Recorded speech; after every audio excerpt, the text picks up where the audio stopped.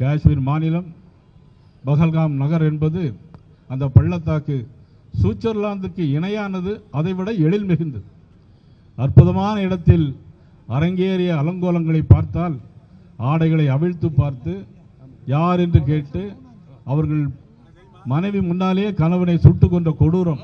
அது மட்டுமல்ல, ஒரு பெண் சொல்லுகிறாள் என்னையும் சுட்டுக் கொல் என்று சொல்லும் போது அவன் சொல்லுகிறான், இந்த தீவிரவாதி, உன்னுடைய மோடியிடம் போய் சொல்லு, அதற்காக உன்னை உயிரை விட்டு வைத்திருக்க என்று சொன்னான்.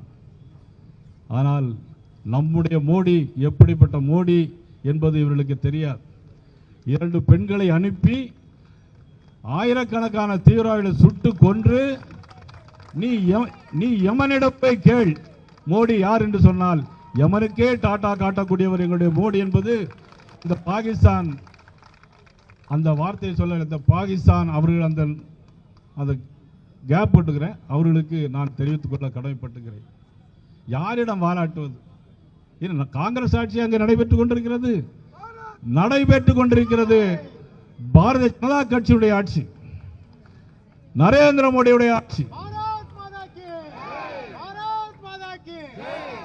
உலகெங்கும் எத்தனையோ தலைவர்கள் இருந்திருக்கிறார்கள், உருவாகியிருக்கிறார்கள்.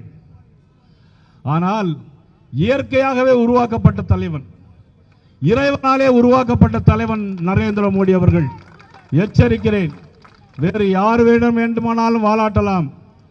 நரேந்திர மோடி அவர்களிடம் போய் வாலாட்டினால் வாளை ஒட்ட நறுக்குவது மட்டுமல்ல, குடிப்பதற்கு கூட உனக்கு தண்ணீர் கிடைக்காது. சிந்து நதி தண்ணீர் உனக்கு கிடைக்காது. உன்னுடைய ஏடிஎம் பேங்க்ல நீ பணம் எடுக்க போனா பணம் கிடையாது. IMF இன்டர்நேஷனல் மானிட்டரிங் ஃபண்ட் உனக்கு பணம் தர மறுக்கிறது, உனக்கு கடன் தர மறுக்கிறது. காரணம், மோடி எடுத்த 12 நாள் நடவடிக்கை. மோடி அவர்கள் எடுத்த 12 நாள் நடவடிக்கை சாதாரண விஷயமா? பாரத் மாதா கி ஜெய், பாரத் மாதா கி ஜெய் அப்படின்னு சொல்றோமே, ஒவ்வொரு ராணுவருடைய கடமை, ஒவ்வொரு ராணுவ வீரருடைய சபதம். தாய் திருநாட்டை காப்பது அவருடைய கடமை. அதனுடைய அடிப்படையாகத்தான் நரேந்திர மோடி அவர்கள் பாகிஸ்தானுடைய வீரர்கள் மட்டுமல்ல, பாகிஸ்தான் நாட்டுடைய முதுகு தண்டுவடத்தை நொறுக்கி அவர்களை இதயத்தை சலமாக்கக்கூடிய ஒரு மாபெரும் தலைவர் தான் நரேந்திர மோடி அவர்கள் என்பதை இன்றைக்கு நாடு கண்டு கொண்டிருக்கிறது. ஒரு நாடு, அந்த நாடு மீது குண்டு வீசுகிறோம். எந்த நாடாவது இதுவரையிலும் ஏன் குண்டு வீசினாய், ஏன் நீங்கள் ட்ரோன் மூலமாக நீங்கள் சேதப்படுத்தினீர்கள் என்று யாராவது ஒரு நாட்டு தலைவராவது கேட்டிருக்கிறார்களா? ஏனென்று சொன்னால் குற்றம் பாகிஸ்தானிடம் இருக்கிறது, குற்றம் பாகிஸ்தானிடம் இருக்கிறது. ஆகவே தான் ஒருவர் கூட பேசவில்லை. அமெரிக்க அதிபர் கூட போரை நிறுத்துங்கள் என்று சொன்னார். ஆனால் இனி ஒரு சமயம் இதுபோன்று நடக்குமேயானால் இதற்கு பேச்சுவார்த்தை தயாராக இருக்காது. பேச்சுவார்த்தை என்பது பாகிஸ்தான் ஆக்கிரமிப்பு பகுதியை எங்களுக்கு தந்தே தீர வேண்டும், அதுதான் எங்களுடைய பேச்சுவார்த்தை என்று இன்னைக்கு வீரமாக தீரமாக முழங்கிய மாபெரும் தலைவர் நரேந்திர மோடி அவர்களுக்கு நாம் வணக்கம் சொல்லியாக வேண்டும். அனைவரும் வணக்கம் சொல்ல வேண்டும்.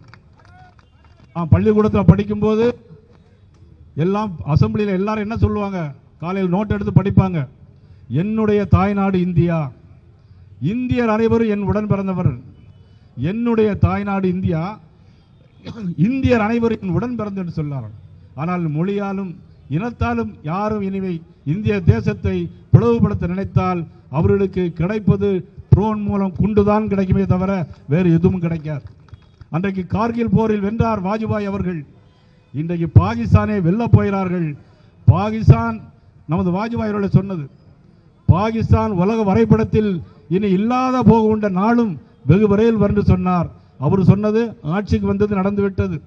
இனி பாகிஸ்தான் உலக வரைபடத்தில் இல்லாமல் போகின்ற நாளும் வெகு விரைவில் வரும். அதை மோடி அவர்களே செய்து காட்டுவார்கள் என்பதை இந்த நேரத்தில் நான் அனைவருக்கும் தெரிந்து கொண்டு, இந்திய நாடு என் வீடு, இந்தியன் என்பது என் பேரு, இந்திய நாடு என் வீடு, இந்தியன் என்பது என் பேரு, ரகுபதி ராகவ ராஜாராம் சங்கீத பாவன சீதாராம், ரகுபதி ராகவ ராஜாராம் சங்கீத பாவன சீதாராம். செய்திகளை உடனுக்குடனும் துல்லியமாகவும் தெரிந்து கொள்ள சப்ஸ்கிரைப் பண்ணுங்க.